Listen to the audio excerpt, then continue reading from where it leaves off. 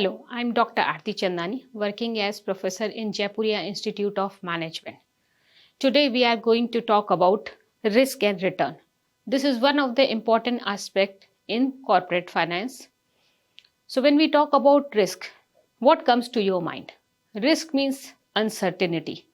We don't know what is going to happen. That is what is risk. But when we talk about risk in the terms of finance, it is variability of return. That means if I'm investing somewhere, I'm not very sure how much return am I going to get. That is what is risk. So how do we measure the risk? In the business term, we need to define what is risk and how do we actually measure, and our objective should be how do we minimize the risk. So if I look from this from the investor's viewpoint, treasury bills are the instrument which have practically no risk. When we say no risk, the returns are given and there is no variability or there is no change in the return. Therefore, we say that those are the risk-free instruments. Unlike treasury bills, if you see other instruments, for example, if you say shares, you will have the returns fluctuating or varying. Therefore, it gives you an element of risk. Now, the objective is how do we actually measure the risk?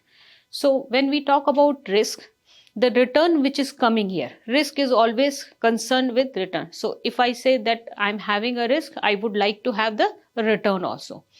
So, when we talk about risk and return, these two things go hand in hand.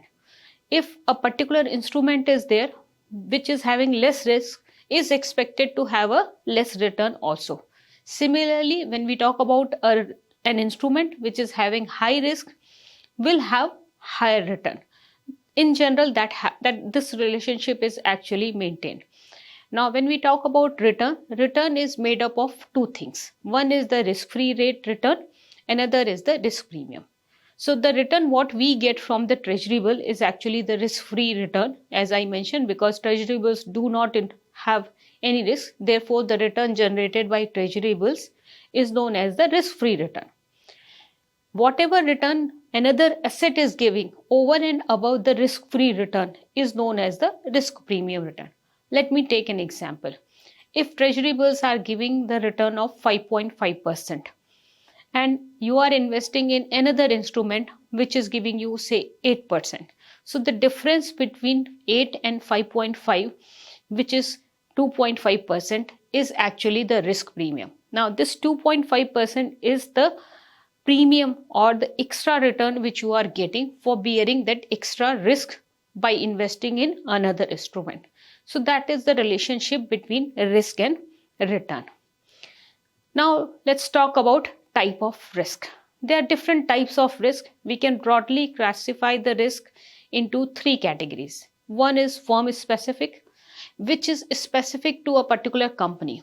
Now, a company may face business risk. That means a business may do well or business may not do well because of various factors. Either the cost may be increasing, there might be unrest among the employees, or there might be problem related to the sales or marketing. So those are risks which are specific to a particular firm or company. Then there is another risk which firm faces, which is financial risk.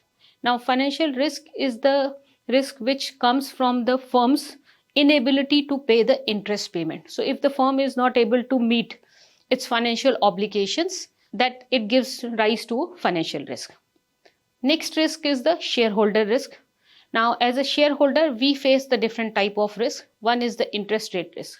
What happens when the interest rate increases? It gives changes to the market. Now, because of that change, if the interest rate has increased or decreased, the risk will happen and the other returns will also change.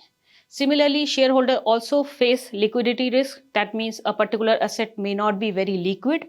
That also risk is there. Then the third is the market risk. Due to some reasons, the market may actually fluctuate. We have seen in the recent past, things were not so good in the Western countries, which had the impact on the stock market in India. Then the third category is firm and shareholder specific risk, which both of them are facing. For example, event risk. We have the very recent example, COVID. So everybody faced the same risk. Then the exchange rate risk. Now again, exchange rate risk is being faced by the firm also and shareholder also. If there is a positive change, we get benefit. If there is a negative change, we face that risk. Then the third risk within this category is the tax risk. Now, government of any country will have different tax system, which also poses some category or some type of risk on the different stakeholder. So now these are the different types of risks which as a shareholder or as a firm we face. Now, idea is to diversify this risk. How do we diversify? What we try to do? We try to invest in different companies so that our risk gets diversified. Thank you very much.